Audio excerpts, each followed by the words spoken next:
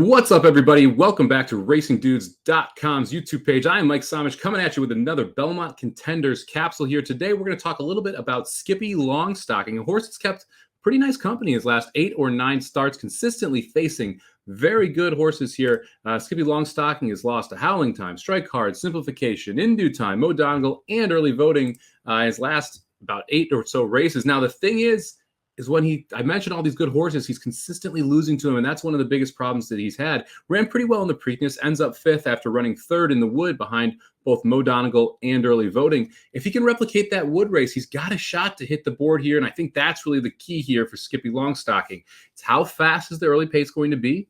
How close is he going to be?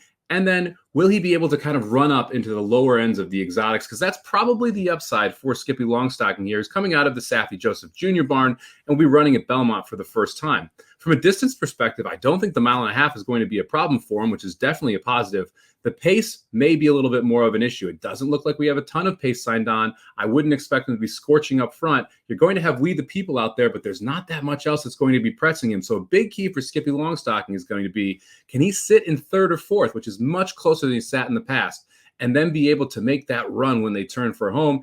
It's going to be tough for him to keep Mo Donegal behind him. He's already been beaten by Mo Donegal. You're going to have Strike Hard, who's going to be running late.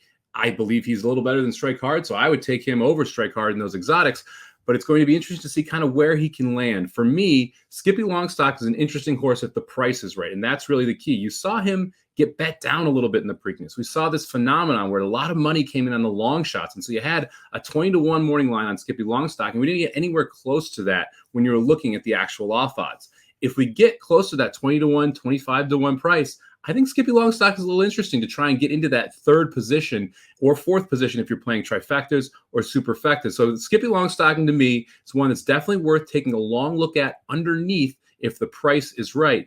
If you end up in that 8 to 10 to 12-1 range, then I'm going to have to pass on the horse. That's a little bit too low for me. But if we do get somewhere around that 20 to 25-1 spot, I'm interested in Skippylongstocking in either the 3rd or the 4th spot in your single race exotics.